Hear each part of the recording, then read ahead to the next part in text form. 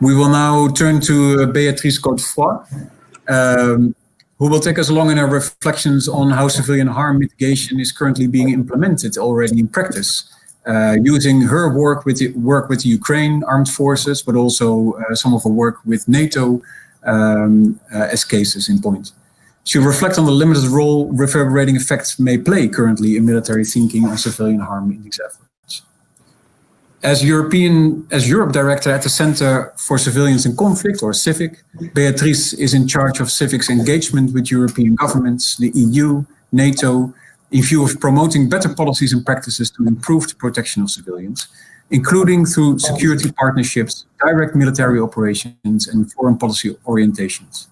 She also oversees CIVIC's activities in the Ukraine, building the capacity of the armed forces of Ukraine to mitigate civilian harm through improved civilian harm tracking mechanisms, training, national level strategies, and civil-military dialogues.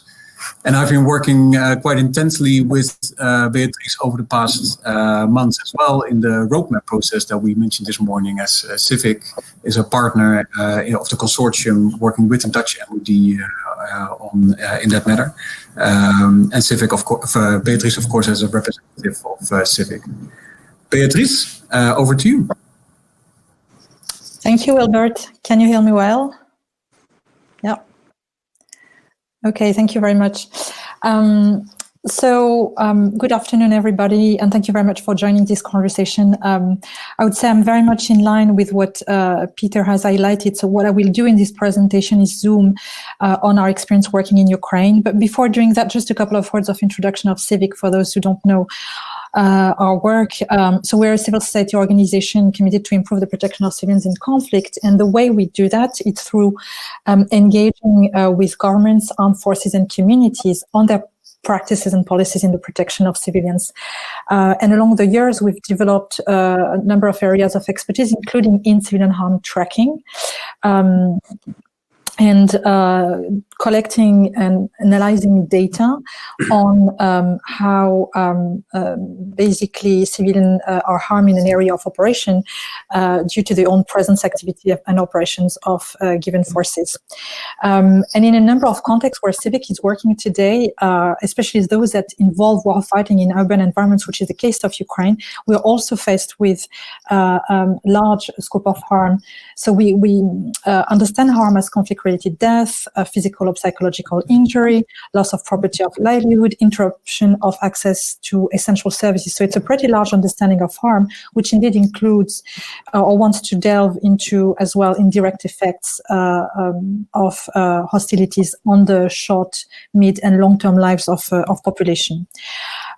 So zooming on Ukraine now, it's a context that, as we know, has been at war since 7 years. CIVIC has a team of 10 people based there since 2017, and we've been working, as Wilbert was mentioning, with the government, with the armed forces of Ukraine, and with the communities to improve the protection of civilians with a specific focus on civilian harm mitigation. It's indeed a context where, a lot of people are speaking about Ukraine as a frozen conflict. Luckily, since July this year, there is a truce that actually holds. So there is no more military activity along the contact line, which is great news actually for civilians being there. But obviously civilians in the area suffer from 7 years of exposure of regular military activity, as well as heavy militarization of the area. And today, I was looking at the last figure of OCHA. They estimate that there's still 3.4 million in need of humanitarian assistance in the region in the east of Ukraine, which is definitely the result of the accumulation of violence I was speaking about. So my remarks are going to be based on our work in Ukraine, and also more specifically on a report that we've produced last year, which is called Falling Through the Cracks, Improving Ukraine's Assistance to Conflict-Affected Civilians. And this research was a result of interviews with civilians, focus group discussions, as well as interviews with government officials, military officials, and civil military administrations locally. And what I'll try to do here is describe what are the main protection gaps that are being listed and described by the populations we've interviewed, by the communities along the contact line, and then from there look at what are the gaps. I mean, how the authorities address these gaps, both from a military perspective, but also from a national, from the national level of the Ukrainian authorities. Since in our perspective, the military is in a key position to address these short, mid, and long-term effects of harm, but this should be, at the end of the day, a whole-of-government approach to the protection of civilians, to have effective civilian protection and civilian harm mitigation. So maybe we can switch to the first slide. Maybe I can do that myself. Yes.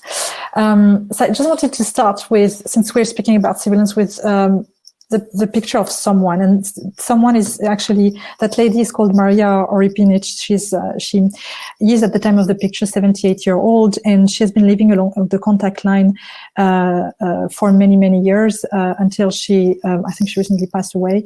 And Maria actually is, I think her story calls on the one of the lot of people that live along the contact line.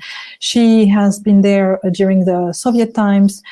She lost her husband at the beginning of the war in the year 2014 because of pneumonia. And since then, she's been faced with, problems of transportation, difficulties to have medical care, difficulties to have her home repair.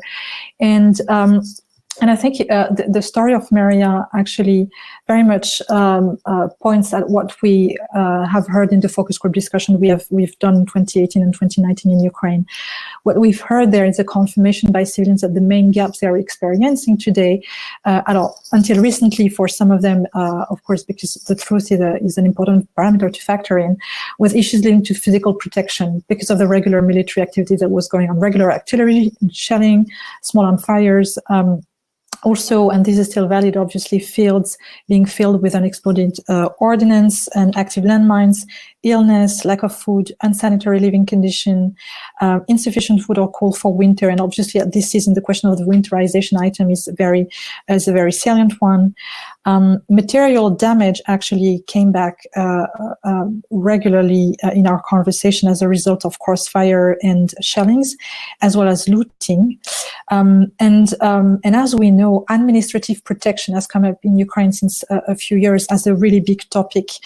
Civilians report problems with accessing government agencies to deliver certificates, including death certificates, disability entitlements, passes for the contact line, confirmation of paper for pensioners, and so on and so forth. They also report the lack of compensation from the military for occupation of civilian properties, which has regularly happened, as we know, in the context of Donbass.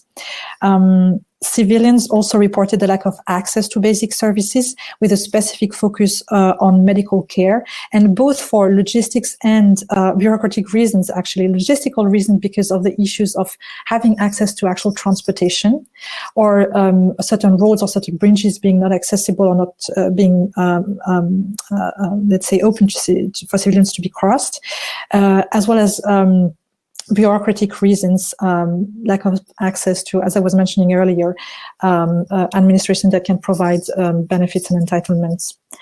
Another series of gaps that they mention, which is again coming back to this to this mid to long-term effects, are the gaps in provision of psychosocial support.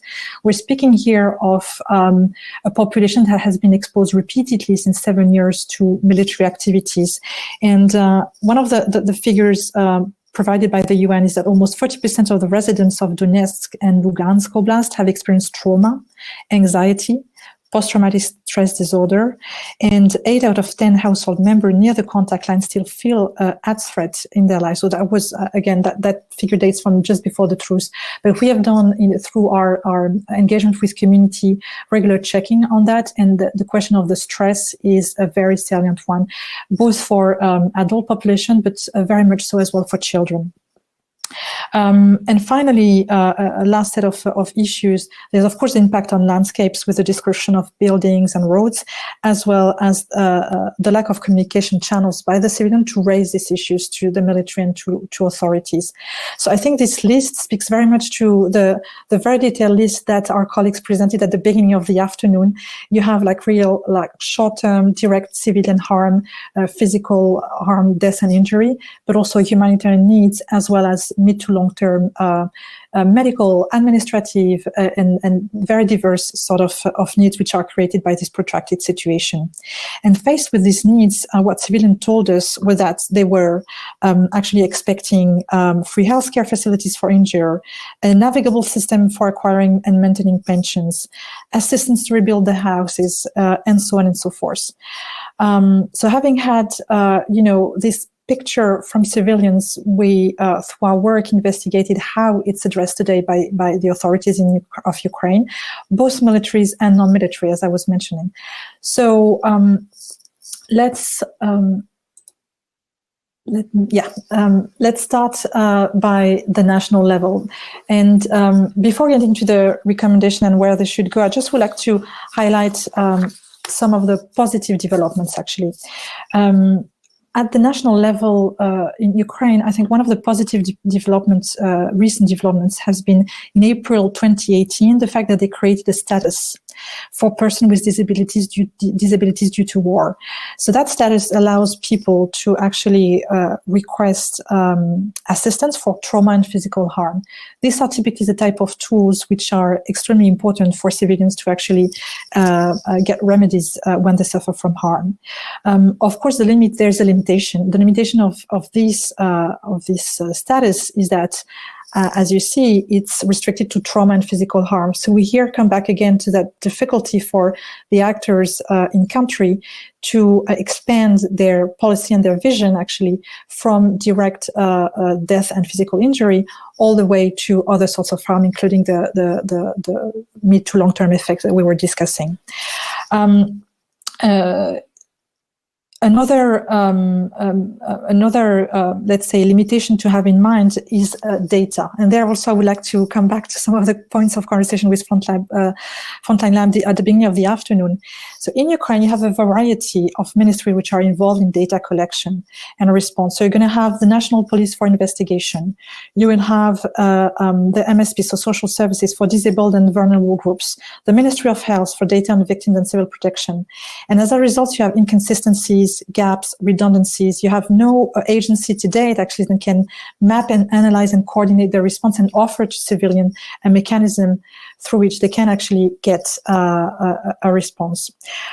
So this question of the data that we mentioned earlier has very concrete impacts on the daily lives of the people that cannot get remedy and compensation. So what do we expect as CIVIC, and what are we recommending for the national level? So this is not strictly speaking for the military, it's both for the Ministry of Defense, but mainly for the government of Ukraine. They need first a law that will amend fundamental aspects of civilian life in the conflict zone, including defining civilian harmed due to conflict. And this type of framework is absolutely necessary to then get to the next implementation level, entitlements, etc. Then they need a policy on a national strategy on the protection of civilians. Some of you of the lines have heard me already speak about this document. It's been 3 years actually that CIVIC has been intensively working with the Ministry of Defense to draft a national strategy on the protection of civilians. This document has been actually initially inspired by the NATO POC policy of 2016. It's the same sort of high-level document that states the position of the government vis-a-vis the protection of civilians, and that is meant to be a tool that will put the agencies in motion to address POC. So that document has been validated by the Cabinet of Ministers of Ukraine at the end of October this year. That's a big win already, that's a big step, but we still need the signature of President Zelensky. So all support from international community from that to encourage this is very welcome, obviously. And then the last item I would like to highlight is the data question. So in order to try and solve this extremely complex implication of data in Ukraine around civilian harm, there is the need to set up a single national database of civilian harm and to have an agency that takes the lead. That hasn't happened to date.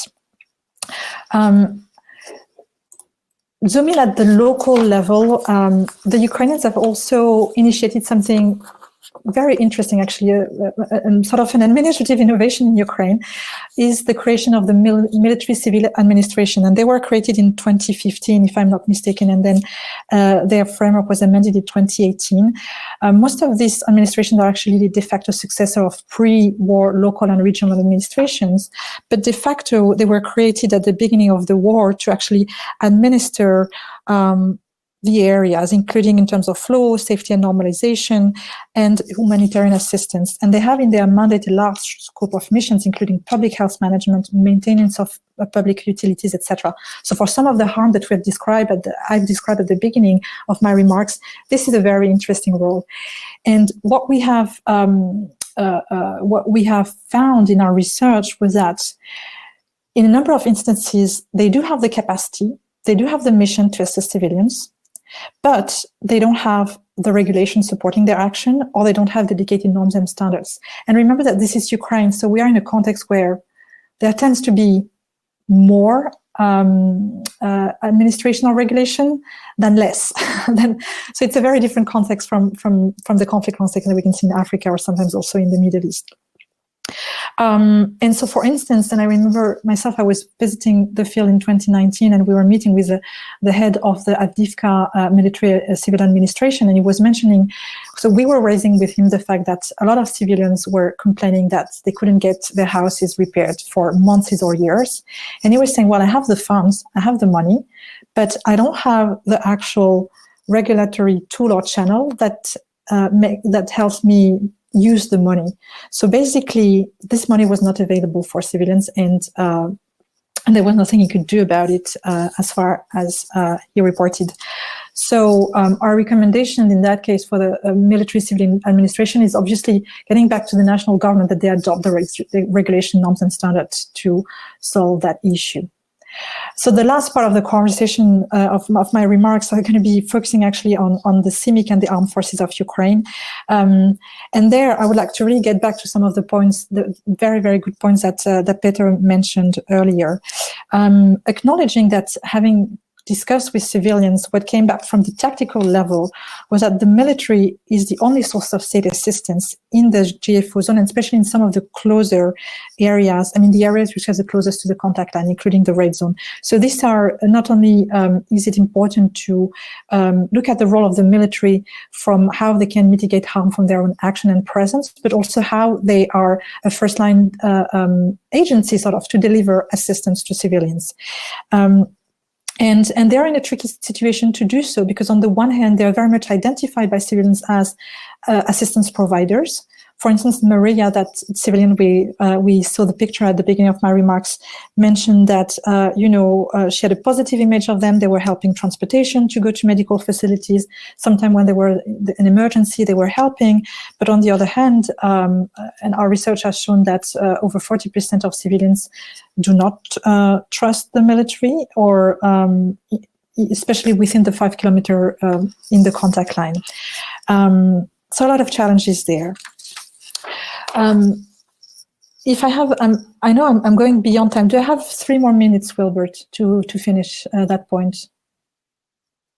2 more minutes then. Okay. 2 more minutes. 2 more minutes. Okay. So first minute about the concrete steps that the Ukrainian military has taken in civilian harm mitigation in the past few years. One, they have created a civilian casualty tracking provisional group with the support of CIVIC. And so they have their internal tool to track and analyze data with regards to civilian harm. That tool is a very important one if they want to start adjust their the way they operate, but also for civilians to get potential remedies afterwards. The limit of that tool to date when it comes to reverberating effects is that it's the scope of the data collected is on death and physical injury. Second interesting innovation or interesting path that they have taken is that there is a number of champions within the Ukrainian military, and including leadership, who have made public position and open commitments towards the protection of civilians. And that's extremely important when it comes to then opening a space for changing the behavior. And Peter highlighted very well the necessity to change the mindset and change the behavior. They have also invested in training curricula and POC, and they've also signaled their willingness to do doctrinal SOPs and policy adjustments based on recent learnings, including coming from the Civilian Casualty Tracking Group. Having said that, their efforts are not systematic today. So our recommendation that you can see on the slide as CIVIC are very clear from the side that they need to be much more systematic in the way they address civilian harm mitigation. This can be done through the institutionalization of the Civilian Casualty Tracking Group. It can be done through the adoption of the national strategy. It should also be done at the tactical level through setting up civil-military dialogues in order to decrease tension between civilians and militaries. And again, coming back to one of the points of Peter, they have very well understood the strategic added value of doing that in the context of an area where hybrid tactics are happening, and therefore information related to civilian harm and the perception by civilians of militaries is at stake in this extremely challenging point. So I'll pause here. I'll pause here and would be happy in the questions maybe to discuss more higher level initiatives, including a center of excellence for the protection of civilians in Ukraine. Thank you so much, Beatrice, and sorry to have to rush you a little bit. I think you and I are sort of hosting together a session later this month organized by the Stimson Center, also roughly on this topic. So if people are interested, and they should be, there's a lot more engagement going on later this month. I'm just thinking, a lot of people are looking over your shoulder for the work that you're doing in Ukraine, and I know actually that Petter's also doing some work in Ukraine, because it's just really interesting to see a state that is actually still recovering, or trying to recover or get to recovery from conflict, to implement, to try and implement so much of what NATO has laid out for its member states, that protection of civilians should be about. So it's a really interesting case to look at. Thank you both for these introductions to the topic and for sharing your thoughts, and up to and including recommendations already, very clear recommendations as well.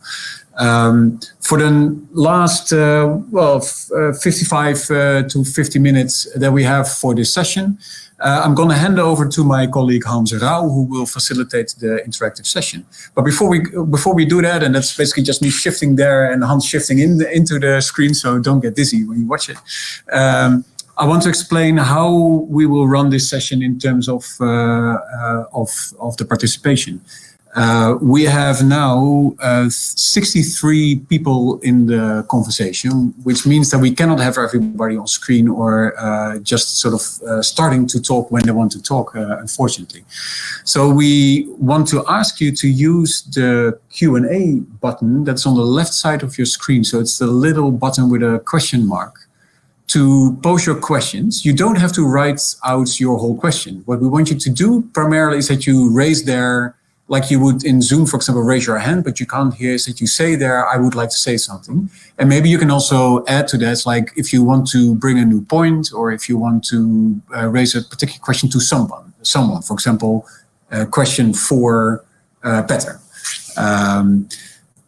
We already see some questions coming in, and while people sort of try this out and start to formulate their questions, and Hans and I make this shift for me to write, maybe there's already one question I can take. And it was a question from my colleague Carrie to Beatrice, because Beatrice, you mentioned that people in Ukraine report to you that they experience a lack of communication channels, and her question was communication with whom in particular? Yeah, absolutely. Thank you for that. I rushed a little bit too much in the presentation, sorry. So the communication channels were essentially with the militaries, but also with local administrations.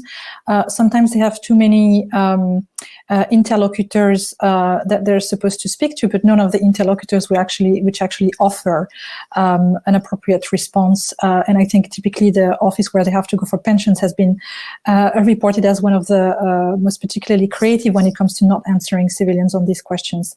But of course, on the side of CIVIC, we've been focusing mainly on these channels of communication between militaries and civilians.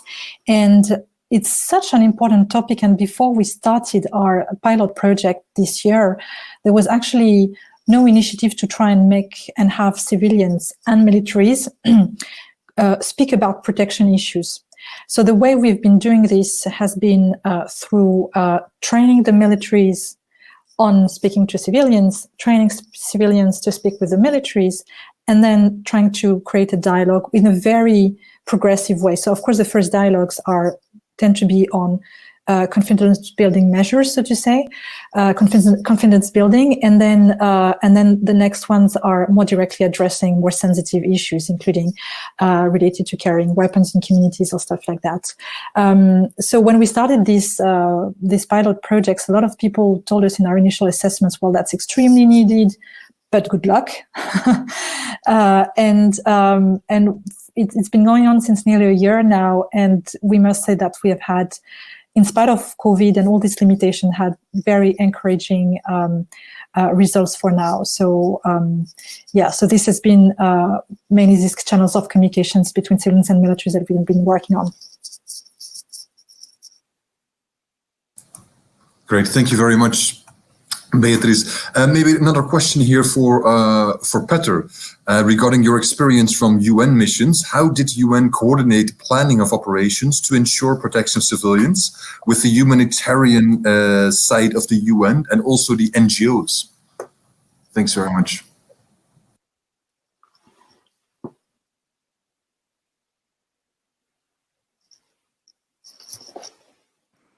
There we are.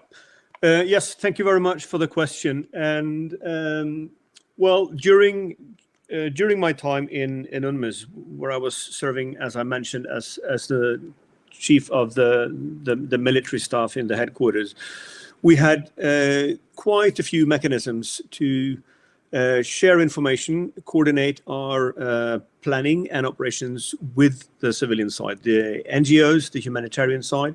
And as many of you will know, there is also a humanitarian coordinator located within the operational headquarters leadership.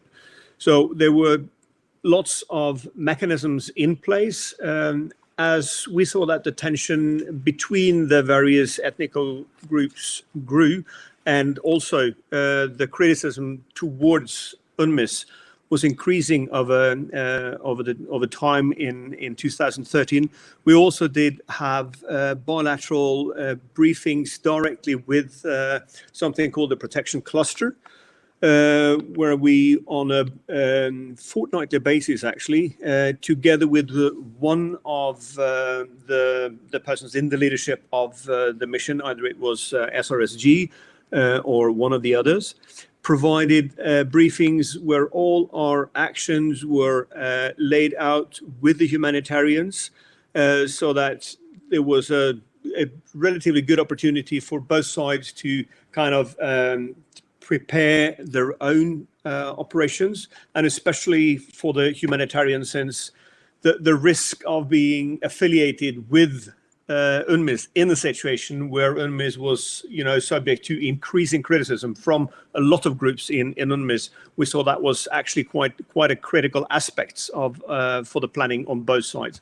So I will actually say that there was a lot to learn, and especially when I'm also looking at how we from a military point of view tend to see collaboration, coordination with the humanitarian side is something that will be kind of sidelined, either taken care of by CJ9, the CIVIC section, or someone within the headquarters, but not actually entirely embraced by the headquarters as such, which was definitely something that happened in UNMIS. So I will claim that we, in spite of the fact that there's a lot of criticism towards the UN peace operations for not being able to do enough, there is actually also quite a lot to learn from the UN missions in what they are, and how they're at least attempting to establish some kind of a common ground for how to approach the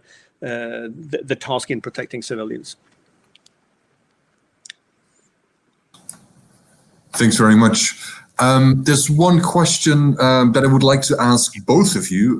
One of the challenges posed here is that how civilians actually interface with militaries to raise protective civilian relevant issues.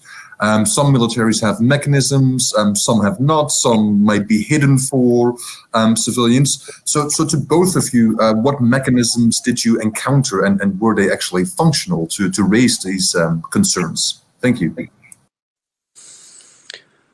Beatrice first. No, please go ahead, Peter. Okay, thank you. Well, as I just mentioned, there are a raft of different approaches and different functions as to how to include it. But I will revert to my key message, which is unless we are capable of embracing the challenge of protecting civilians, regardless of whether this is a task where we are explicitly, mandated to do so or not, not being capable or not being able to protect or to provide provision in the long run will most likely undermine any operation, simply because of the fact that the civilian population will turn against the expected protectors for obvious reasons. So I think the mechanisms is kind of following, the plays or let's say the attention POC takes up in the mission as such. And for anyone who has been in a military operational tactical level headquarters, what have you, and seeing that, the coordination when it comes to protection of civilians from a traditional military perspective is quite often limited to how do we provide assets, how do we provide support to the provision of humanitarian assistance, how do we make sure that there is space, or how do we provide the humanitarian space sufficient, let's say, a room of maneuver for their operations. And then we are in many ways turning a blind eye to the fact that not attacking the tail of the snake, but just looking at the symptoms. We are just letting the flow of IDPs continue. We are not really doing something about the key problem. And I will just emphasize that regardless of what we are capable or not capable, or willing or not willing to do when it comes to coordination and collaboration mechanisms, there is a need to change that mindset in actually trying to turn our focus to, the source of the problem for the militaries, because this part of the problem is something that only the militaries can deal with. Yeah, if I may follow up, Hans? Yeah, okay. So I think it's a great question, and maybe, I haven't done a full mapping, so I'm not sure I can answer the full complexity of the question, but I think what's also interesting is to look at the different capabilities in doing this type of engagement with international forces or Western militaries, for instance, and local or regional security forces. What we can see, and I know some of them are on the line, for instance, from the side of NATO or the UK military, there is pretty advanced thinking, or at least consideration on the need to engage with civilians from a protection of civilians perspective, because then, of course, community engagement is there, as Peter was mentioning, for CIVIC, etc., because it's strategic, and then you try and improve the perception of the population by the population of your troops, etc.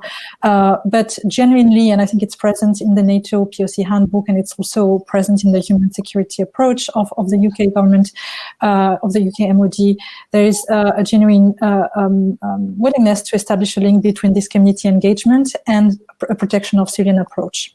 For the threat analysis, for the triangulation of information, looking at incidents as well and collecting information on them.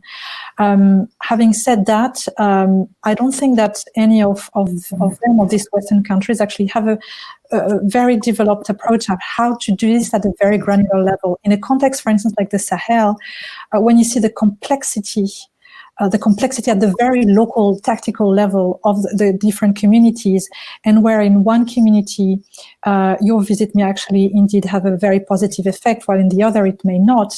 There is really a need to, in addition to doing some training and having these cards, with the soldiers when they're doing the engagement, to have other capabilities such as a very thorough analysis of the human security dimension, such as having an anthropological analysis at a very granular level and really tailor-made the community engagement for each and every community, understanding the impact of the engagement and potential detrimental effects of the engagement on the civilians.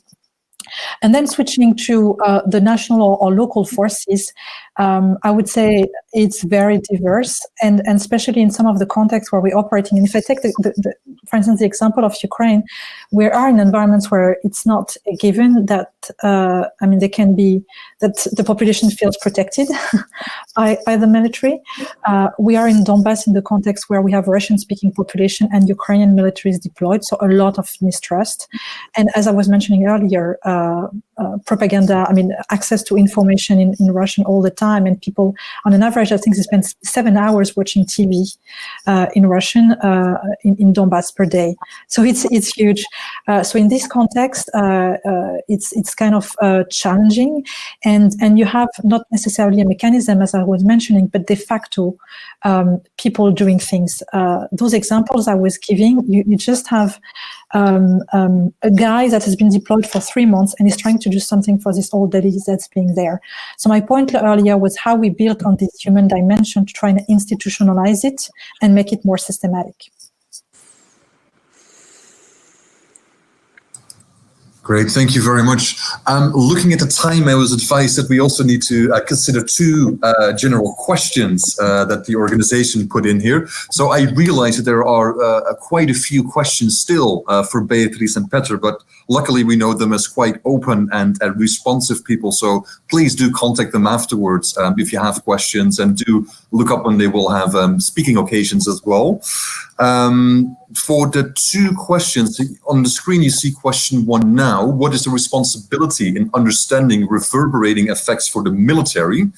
I would like to kind of add to be as practical and as pragmatic as possible.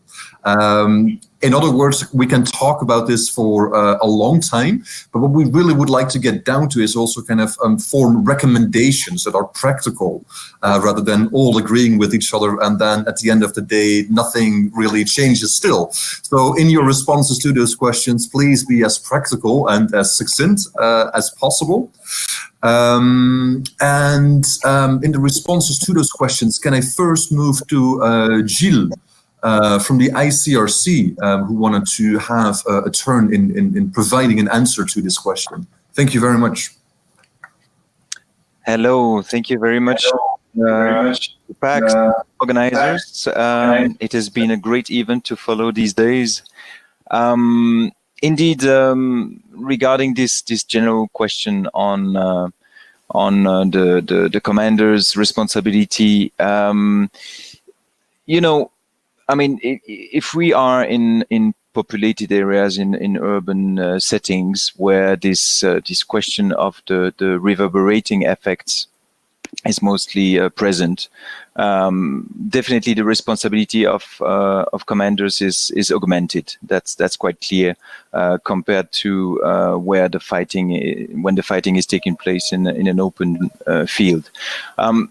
We heard a couple of times this afternoon the question whether, or more than a question, quite some statements saying that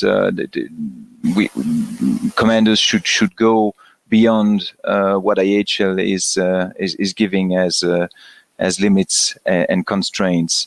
But I still believe that there is still a good way to go also with IHL. It's also part of the response. And you ask for concrete recommendations. When we talk about reverberating effects and IHL, it's the principle of proportionality. Where commanders should make this proportionality test between what is reasonably foreseeable as a civilian harm caused by an operation on the one hand, and on the other hand, this operation. And we believe at the ICRC that in those reasonably foreseeable civilian harm should be included these reverberating effects, because nowadays we believe they are known enough, they are well known, there are enough examples, enough experiences, enough lessons that should allow to consider those as reasonably foreseeable. So what does it mean in practice? It means that the operators, the military operators, should really make this effort to include these reverberating effects in this proportionality test. And probably more information, more transparency, more engagement, more dialogue is needed with those military, with those armed forces, to check whether or not this is sufficiently taken into account. They have the sufficient training, sufficient preparation to do that. So there's a role there to play for some civil society organizations.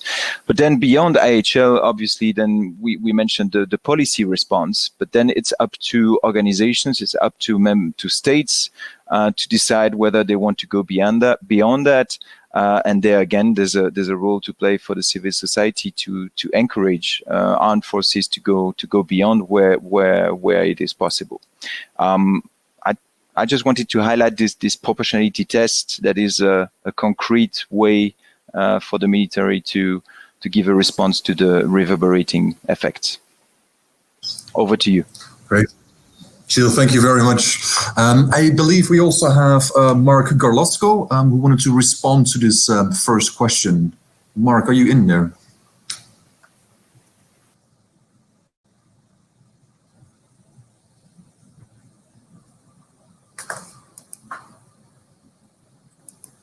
No. We might have lost Mark in the meantime, I think. Other people who want to respond or answer, solve this actual question.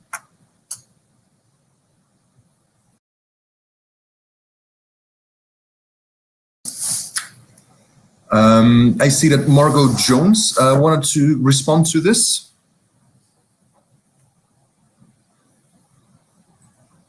Margot, can I give you the floor?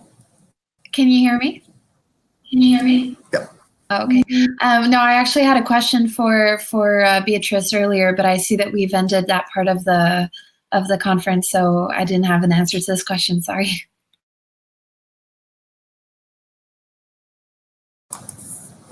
I believe that Marco Grandi also had a contribution to make here. Marco, can I give the floor to you?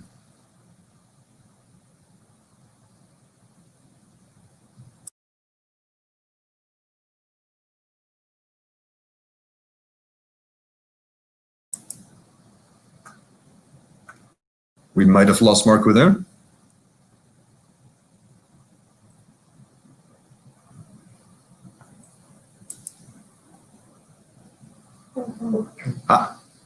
Hi, Marco. Please take the floor. I just spent a good 15 seconds talking to myself there. I just want to maybe add a small reflection to what Giles said before. Good to see you again, mate. I think the military has made progress in attempting at least to understand, I guess, what we used to call the second and third order effects of what a potential military action could undertake. Naturally, when you're doing this in a pre-prepared target, there's a lot more time to undertake this analysis and try and incorporate that into the final decision. But when you start to talk about time-sensitive targeting, well, that brings a whole range of further complications to the table. And then, yes, I guess they do try to counterbalance the priority of actioning that target against what could be the best assumption as to what are the second, third order effects. It really is a trade-off. But as I said, I do think that overall there has been progress. And I think one of the examples of that is also the incorporation of your J9, of your CivMil staff into the target development package as well. So when they're processing targets, the J9 does have an opportunity to put their hand up and say, well, okay, but have you considered these knock-on effects on actioning that target? Do we always do a great job of it? Probably not. But again, it's also a question of how much information we have access to. And maybe the data is out there, but we often hit a bottleneck in trying to process all that data that is there and delivering something close to an educated guess. usually, particularly the J9 staff, isn't your biggest part of the staff element. So sometimes you do have quite a bit of data there. Other times, particularly when we're deployed forward, there's not a lot. But anyway, to sum up, I think we have made progress. There's definitely room for improvement. And I think the incorporation of specialists like the J9 who are there to consider the civilian impact is an important step forward. Thank you for the opportunity. Thank you very much, Marco. I believe Wilbert has a contribution to make, so I'm going to shift out of it. It would actually mean that I have to shift there. We do this all COVID-proof even, right? So my question is, I think it's partly to you, Marco, but also maybe to others to reflect on this, because you were talking about data, and maybe I misheard you, but you seem to indicate that in many cases the data is just not there to be able to understand second and third order civilian harm effects, as you mentioned. And I was just sort of trying to put it into context with what Wim Zwijnenburg was saying earlier, because I heard him say, like, there is a wealth of data. And so he seemed to indicate that at least in the sort of research that he does, so when it's about longer term effects in terms of for example, environmental effects, but also the effects of oil spillage and targeting oil infrastructure and things like that, there is actually a lot of data. It's the question more who picks up the data and who is actually willing and able and committed to analyzing those data. So I was wondering if you can help me sort of square those two, and maybe others can pitch in as well. Hans, you have to switch back now. Can you hear me? Right, so I think it really depends on the mission as well. So I would assume, I've never really had the opportunity to be incorporated into a UN mission, but that excellent balance of, at least what I'm led to believe, of the military with the civilian expertise, I would suspect really helps a lot. My personal experience, having worked deployed forward, especially in Afghanistan during the ISAF mission within the intelligence function, and then also having worked at SHAPE in the J9 function, we were really struggling also because, as you can imagine, particularly when it was ISAF and not Resolute Support, there weren't a whole lot of humanitarian actors that were falling over themselves to talk to us for all the right reasons, the humanitarian principles, particularly the independence and the rest. But we were really struggling to be able to find people that we could talk to who could give us a better understanding of the lay of the land. I was listening into the previous presentation where I think it was Marla gave the example of the strike on the vehicle that as it was crossing the bridge and it hit a water pipe. That information was not available to us, and we in western part of Afghanistan, we had been there for at least 6 years when I was there, but we did not have that level of granularity as to what the situation was. I would assume, and now whoever's been part of a military mission within the UN is free to contradict me, I would think that the black UN there would have greater access to the humanitarians through their civilian component. We did not have that. We had our J9, but of course they were uniformed with all the complications that brought. So I think that level of detail, that level of information that you have will of course depend from mission to mission. And I mean, in a geographical context, but also, is it a UN mission? Is it a NATO mission? Is it a national mission? Great, thanks very much, much appreciated. I have two names for this particular question still on the list. That's Paul Shuri, and then maybe afterwards Marla Keenan. Paul, may I give you the floor, please? Hi, can you hear me? Yeah, it's really just supporting what Marco's just been saying. I've been working in this business for a while, and one of the big issues that we always have is the understand. It's the initial part of the planning. It's all of the work that you put in to try and understand the civil environment. And this is why I was so interested in the frontline labs work, because the challenge we have is really understanding the complexity of the urban environments and the critical infrastructure systems. Because without that, you're working blind. As you say, when you're dropping strikes in, you do not really understand, not necessarily what the first order, let alone what the second and third order impacts will be. So this is where I think anything that can be done using artificial intelligence or sort of the computing systems to try and get a better understanding of these complex urban environments can only help the military to understand exactly what the various impacts, first, second, third order might be. So that's my plea working in this field is anything that we can do to help us understand those complexities will enable us to ensure that we can mitigate, or certainly begin to mitigate, some of the effects of the targeting and the engagements that we're involved in. Thanks very much for that. Marla, as a last response to this particular question before we move on to the next, may I give you the floor? Thanks. Sure. Well, that's exactly the impetus behind the creation of the Frontlines Lab, is that through the work that we have done, Candace, Mira, I, and Sarah, and Wilbert, and then of course many others who we've talked to in the process of doing the research, what we found is that the skill sets that exist within the military, the skill sets that exist within the humanitarian community, and the skill sets that exist within the academic and think tank organizations are all important. And in order to get all of those pieces of data to be useful, you have to have those various skill sets mixed together.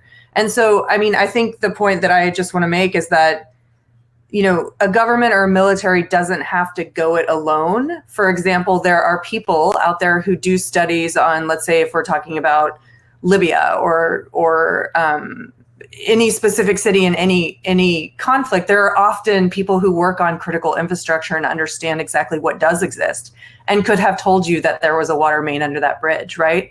It's a matter of linking those people up and that information up in order to create the capability to better protect civilians.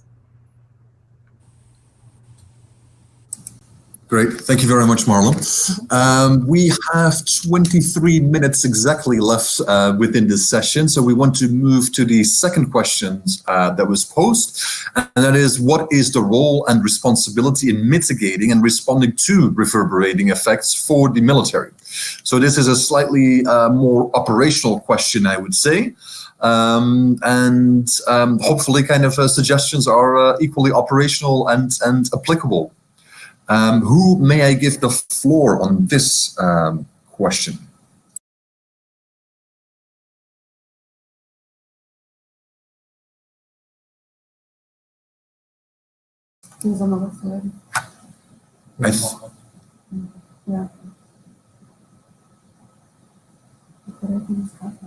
I think Marco Grandi again kind of had volunteered to speak to this, and since I do not have other people, I'm just going to refer back to him for a second time. Marco, may I give the floor to you?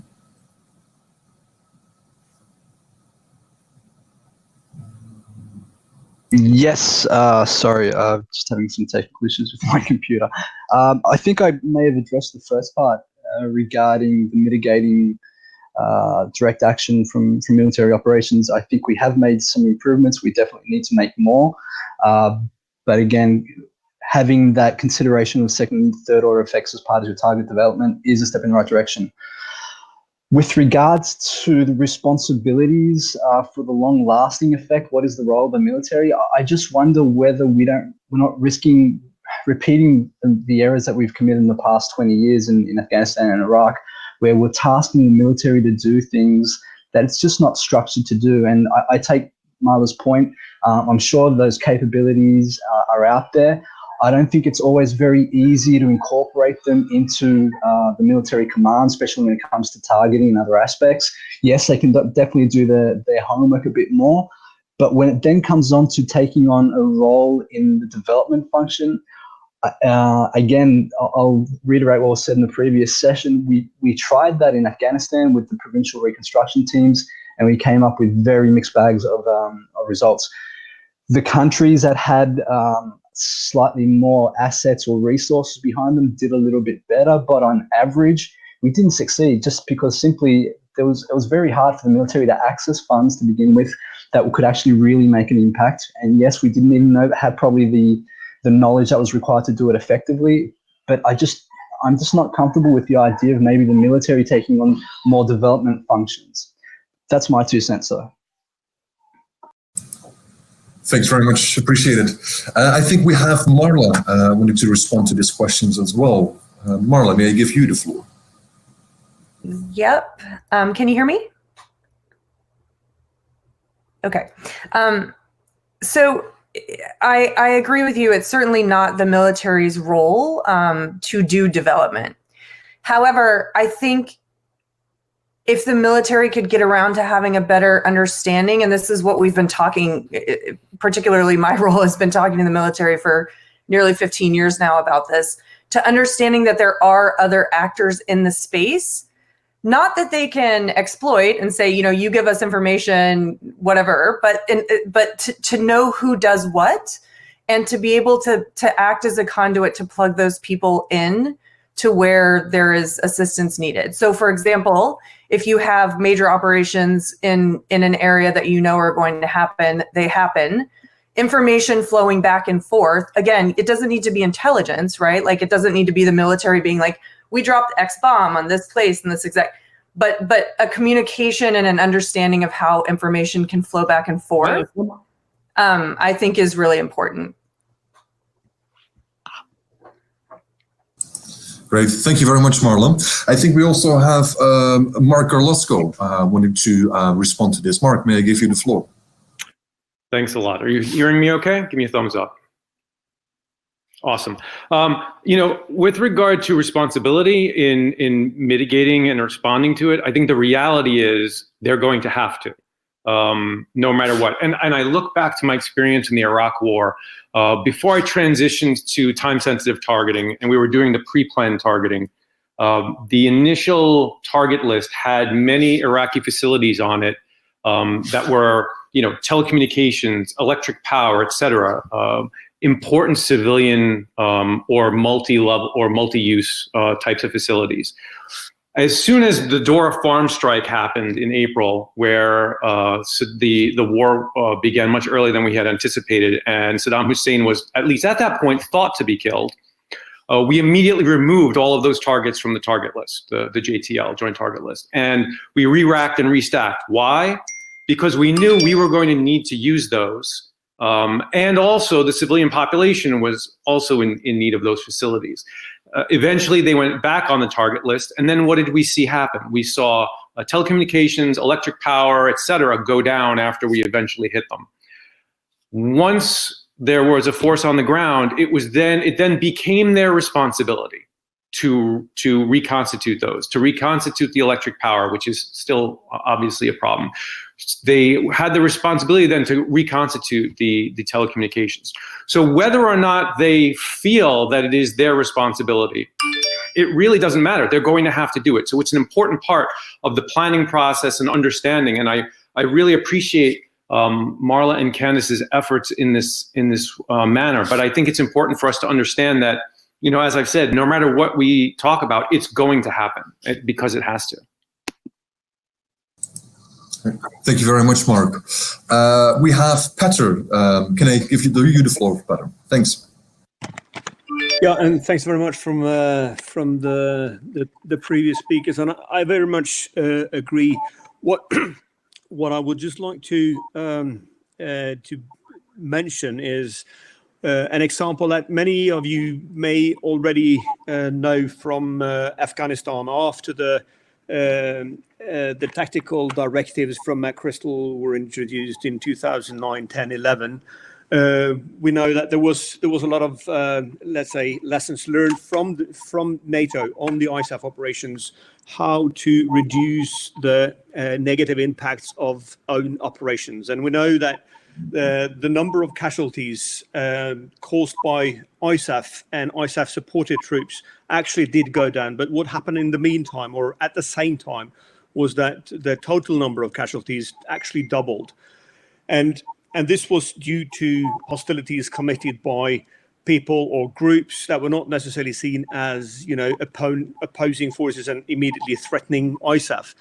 And a point I'm trying to make is that this, just like what has been said previously, this is a responsibility that militaries just cannot turn the blind eye to. So just being capable and being able to see that the harm that is being perpetrated towards civilians from actors who are not necessarily posing a threat to our own forces will inevitably also cause long-lasting and reverberating effects. And it might, at the end of the day, also turn the population against the intervening forces.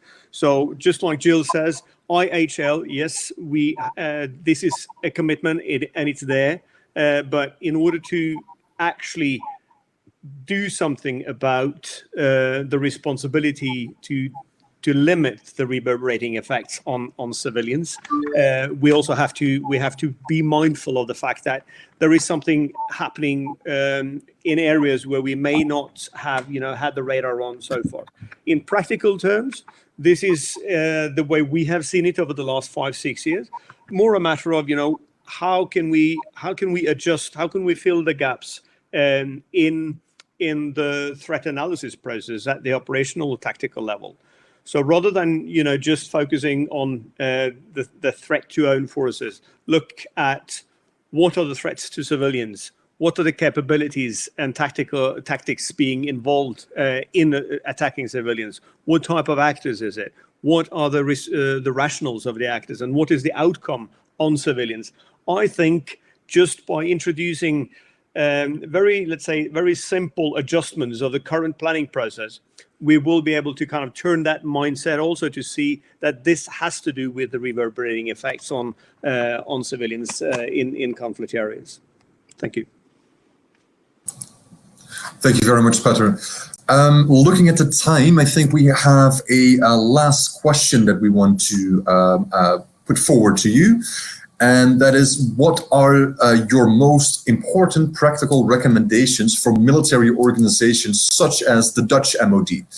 And we fully realize that not everyone knows the Dutch MOD as we might, but it's just take a similar MOD, I guess, and make those recommendations as practical as possible. Thank you.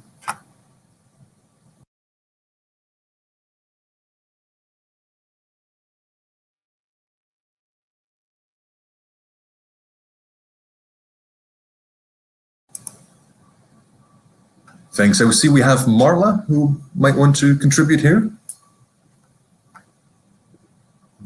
Yeah, I mean, this doesn't sound like a shameless plug, but I mean, I think really all governments should be focusing on the future and investing in innovation, right? Like, we have done lessons learned. We understand what needs to be done. What we need to do now is invest in the solutions for those things. And so, while I think all of the research that continues to happen about what we're going to be seeing in the future is really important, and that's the first step to it, we've really got to turn our attention to creating solutions, because for years now we've been identifying the same challenges, and it's time to move forward. Thank you. Couldn't agree more with that one. I see we have Rachel Grimes as well.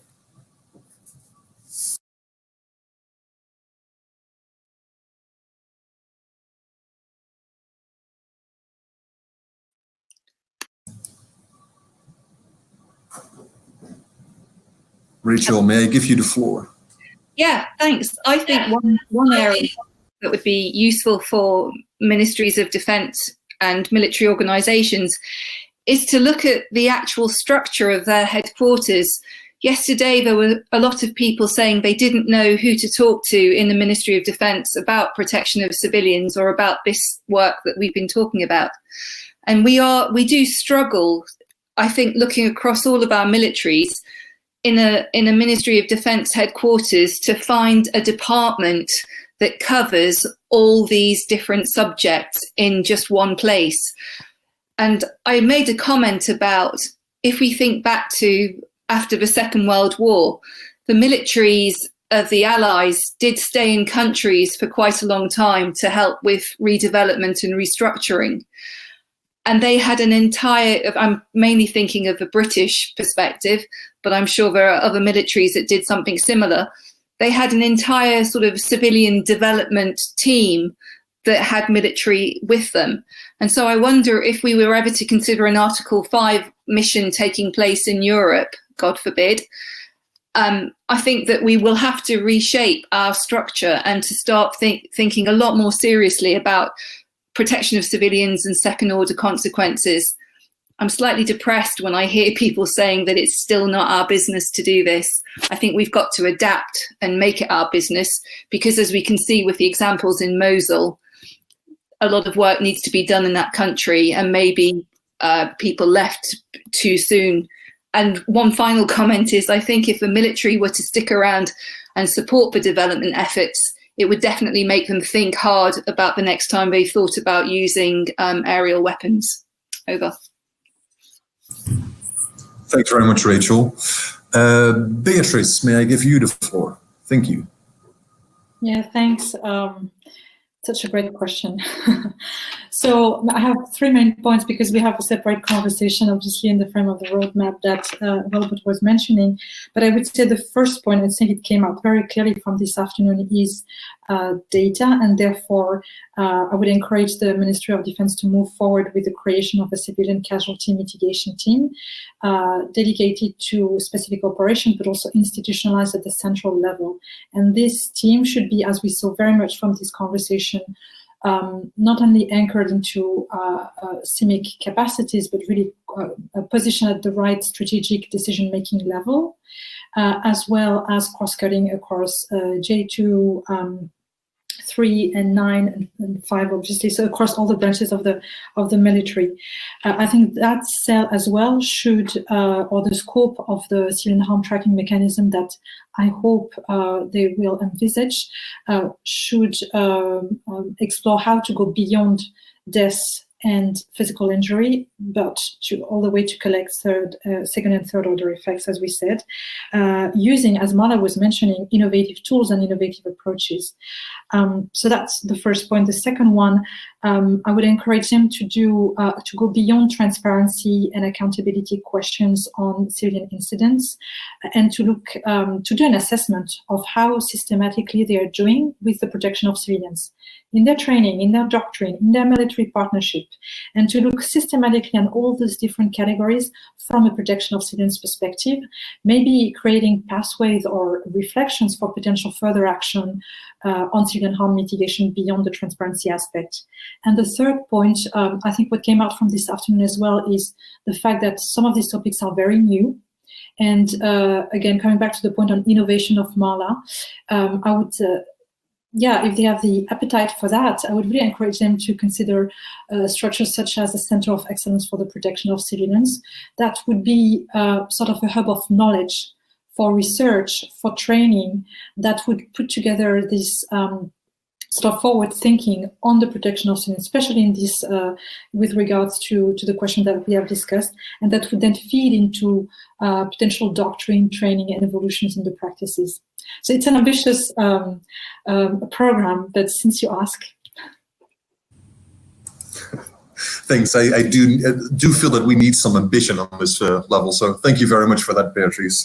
I think we have Paul, and then as the last respondent, Gilles, and then we're going to be moving to some conclusion, I think. Paul, may I give you the floor? Yeah, hello again. I think I'm in violent agreement with both Beatrice and Rachel. I think one of the simple solutions is really to resource and train adequate G9 CIVIC staff in all of their headquarters. More importantly, make sure that their work is fully integrated into both the J2 and the 3355 planning, so that you're taking account of the civilian environment right from the beginning of a military operation and then following it straight through.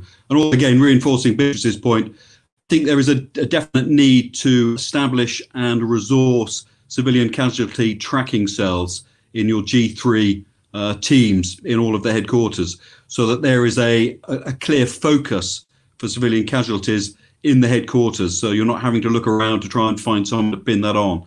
So that's my simple solution. It's resource G9, and it's emphasis being placed on the civilian tracking cells. Thank you.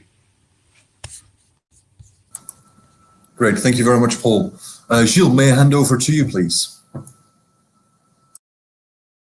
Okay, thank you. I just wanted to in line with what Marla, I guess, was saying with innovation. It's also about, you know, the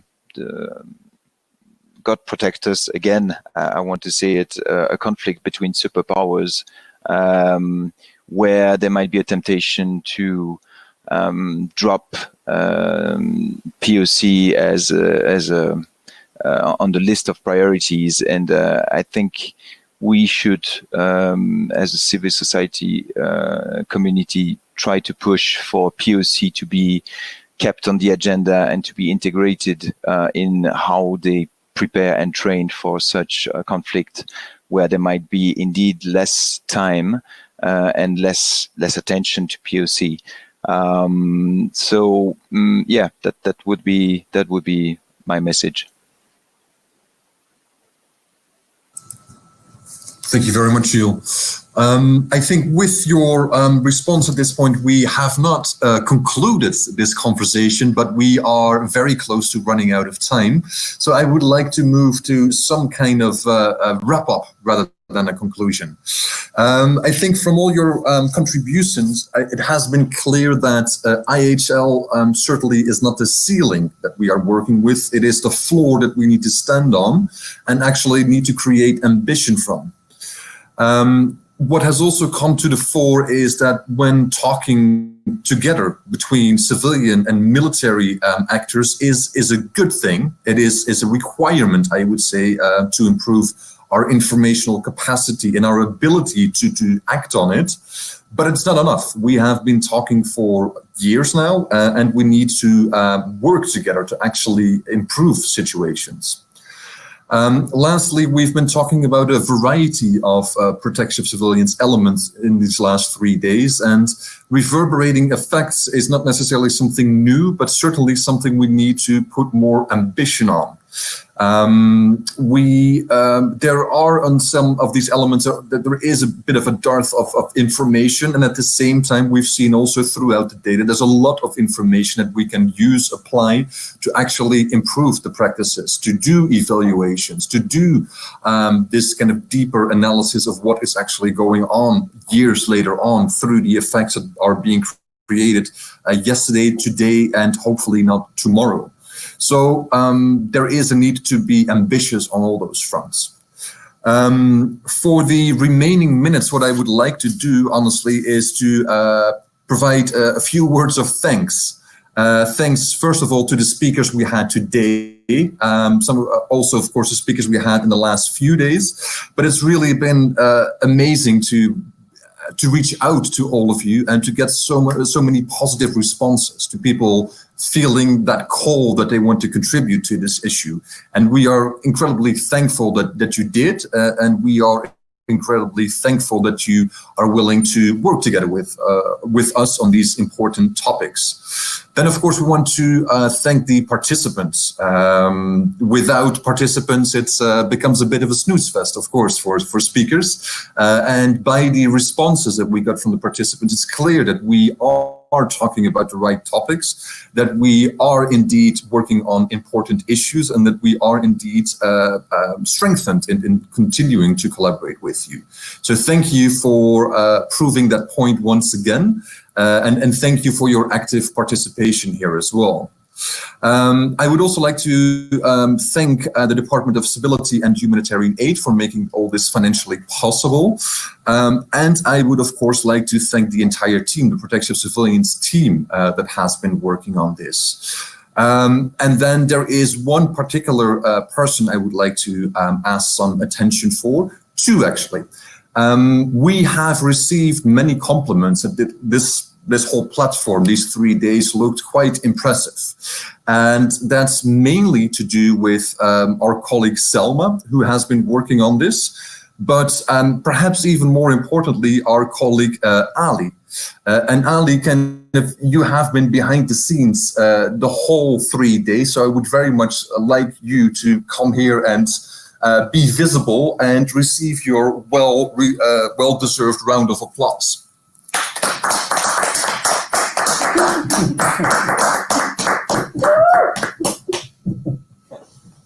Thank you. To be sure, Ali is interning with us. He just finished his master's program. Ali is an excellent worker. He's highly intelligent and he has a great personality. So if you are looking for a person that hits all 3 marks, do contact us and we will somewhat sadly put you in contact with him because we would prefer to work longer with him, but we might not be in such a position at this point. Lastly, practical notes. The platform, as you are now visiting, will be at least available for the coming weeks. This might be handy to once again get into the library section and see the publications that have been published there. We hope to remain in contact with all of you. We probably will now sleep in for a few days and come back to you next week again. But again, thank you very much to all of you. Without you, this wouldn't have been possible. And we do hope, and I'm actually rather convinced that we have been able to contribute to the topic of protection of civilians, not only by adding ever more words, but by also actually adding some practical venues to improve the situation. So with that, I would like to thank you once again, wish you a good night or a good continuation of your day, and let's talk again soon. Thank you very much.